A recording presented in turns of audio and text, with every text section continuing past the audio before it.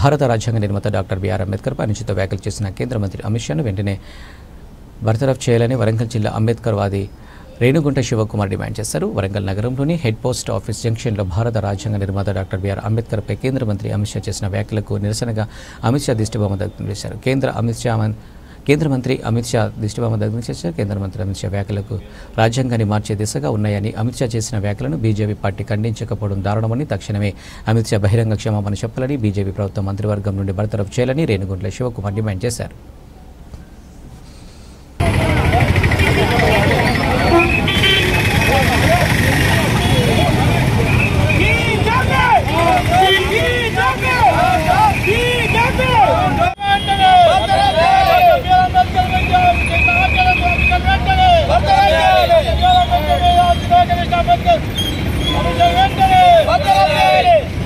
Parliament లో అమిత్ షా గారు అంబేద్కర్ అంటున్నారు.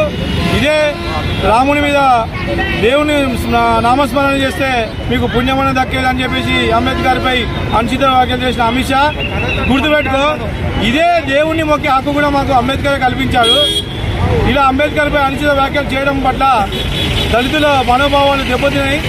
కాబట్టి మీరు వెంటనే అమిత్ షాను హోంశాఖ మంత్రి నుంచి వెళ్ళి ఆ పదవి నుంచి వెంటనే బర్తరఫ్ చేయాలని చెప్పేసి దళితుల పక్షాన కాంగ్రెస్ పార్టీ ఎస్సీసీఎల్ పక్షాన ఈరోజు కొండా దంపతుల ఆదేశాల మేరకు మరియు ఎస్సీసీఎల్ రాష్ట్ర ఎస్సీసీఎల్ అధ్యక్షుడు నగర్ గారి ప్రీతం గారి ఆదేశాల మేరకు ఈరోజు అమిత్ షా గారి దిష్టిబొమ్మ ఈ పోస్టాఫీస్ కూడలో తగలబెట్టడం జరిగింది.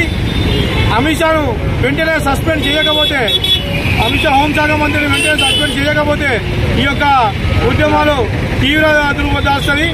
రాష్ట్రం కానీ దేశం కానీ అగ్నిగుండంగా మారే సూచనలు కనిపిస్తున్నాయి. కాబట్టి వెంటనే ఇంతవరకు కూడా అన్ని రోజుల నుంచి ఇప్పటి వరకు కూడా తన మీద చర్యలు తీసుకోలేదు బీజేపీ.